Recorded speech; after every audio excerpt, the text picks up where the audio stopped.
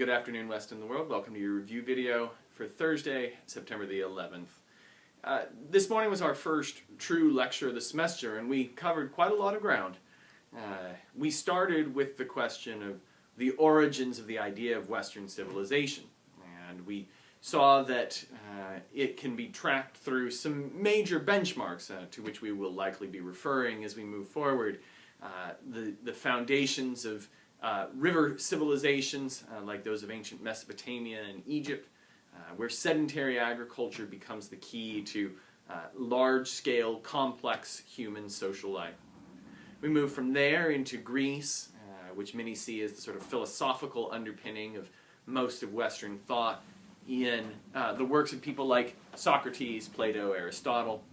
From there, we said Rome becomes responsible for the dissemination of many of the ideas of Greek culture around the traditional Western world and throughout the Mediterranean basin in the era of the Roman Empire. And then after Rome's collapse, we move into this period that is sometimes called the Middle Ages, the medieval period, and occasionally known as the Dark Ages. And there we concentrated our attention, stopped for a moment to reflect a little bit on the way in which this society had organized itself around those three social classes of those who fight, those who work, and those who pray. This matters, we said, because this ordering of society, that way of dividing people, ends up being quite durable. We'll see that it will persist well into the 18th century in most of Europe. Then we also talked about the fact that in the wake of the Black Death in the 1340s and the upheavals in Europe more generally, there come some very fundamental changes in Western society at large. We're going to be exploring those themes in the days ahead as we move into the Renaissance and into the Reformation. But we started today with the question of Europe and its age of exploration, both overland exploration, exemplified by the life of somebody like Marco Polo, and maritime navigation in the life of someone like Vasco da Gama or Christopher Columbus.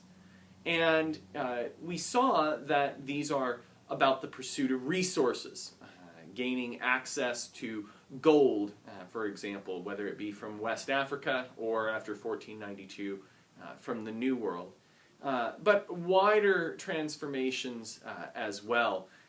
And when we ended, we were focused specifically on the question of the birth of the slave trade, which we didn't have time to explore in any length, but which we learned was tied up very much in sort of the depopulation of the New World, the growth of a plantation economy in that context. And this is going to become one of the enduring bedrocks of Western civilization as we move forward. These are all themes that we'll be developing much more carefully in the days ahead. Look forward to seeing you in class on Tuesday. Don't forget that you need to complete your first homework assignment as well. So have a good one. I will see you Tuesday morning.